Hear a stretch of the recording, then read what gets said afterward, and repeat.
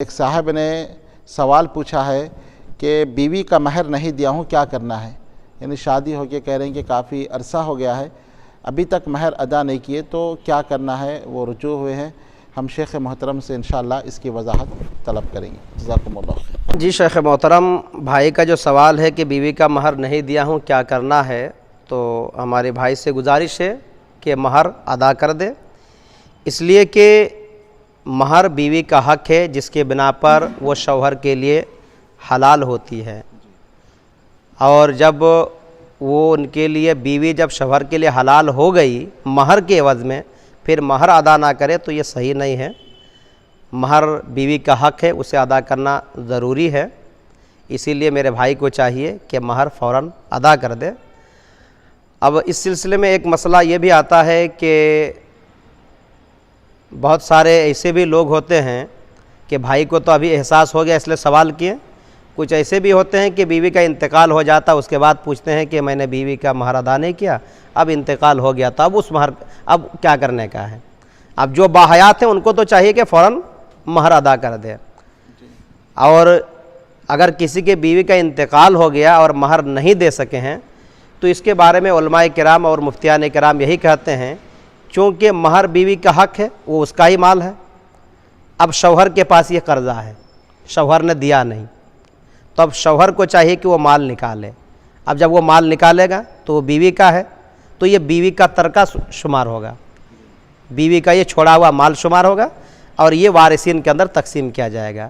اگر اولاد ہیں تو پھر ایسی صورت میں جو شوہر ہیں ان کو خود پھر اس سے وراثت کے حصے میں 1/4 آئے گا، 1/4 آئے گا، 4 حصہ کر کے 1/4 ان کو آئے گا، اس کے بعد جو بچے گا وہ اولاد میں تقسیم ہو جائے گا۔ اور اگر اولاد نہیں ہے تو پھر شوہر کو بیوی کے چھوڑے ہوئے مال کا آدھا آتا ہے، یعنی اگر مہر اگر وہ نکال رہا ہے تو مہر کا آدھا پھر بیوی کی وراثت سے ان کو آئے گا۔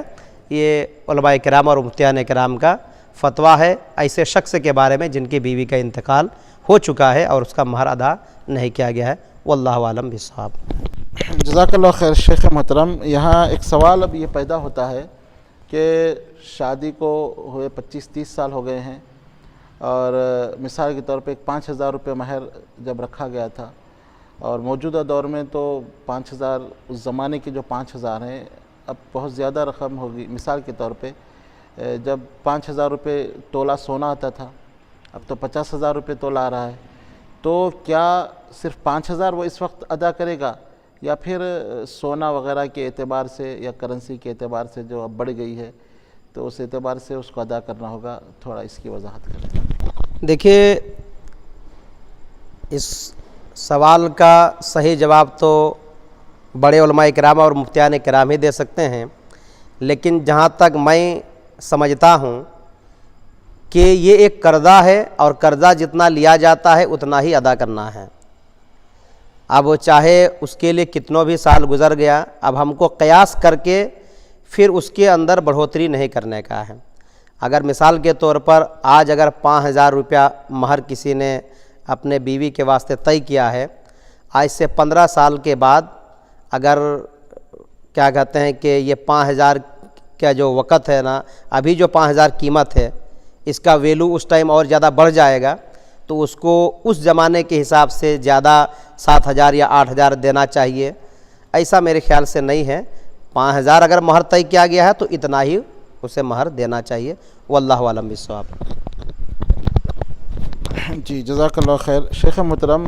بعض وقت قاضی مہر لکھ کر وہاں پہ جو دینار اور درہم بھی ہوتا ہے یعنی سونا بھی لکھ دیتے ہیں، یعنی اتنے گرام سونا، تو اگر سونا لکھا گیا تو موجودہ دور میں جو سونا ہے اس حساب سے ادا کر دیا جائے، یہ بہتر ہے۔ جی اگر رقم لکھی ہوئی ہو صرف سونا نہ ہو تو جتنی رقم لکھی ہے اتنی رقم ادا کر دیا جائے۔ جزاکم اللہ خیرہ۔ آپ سن رہے ہیں سوالات و جوابات، علماء کرام قرآن و حدیث کی روشنی میں آپ کو جواب دے رہے ہیں۔ آپ اسی طرح ہم سے جڑے رہیں، سوالات کریں، آسانی کے ساتھ گھر بیٹھے جواب آپ تک پہنچ رہے ہیں۔ لوگوں کو بھی آپ رہنمائی کریں اور ان کو بتائیں کہ اس نمبر پر آپ اپنے سوالات بھیج سکتے ہیں۔ نمبر نوٹ کر لیں 9533 933 206۔ اب آئیے اگلے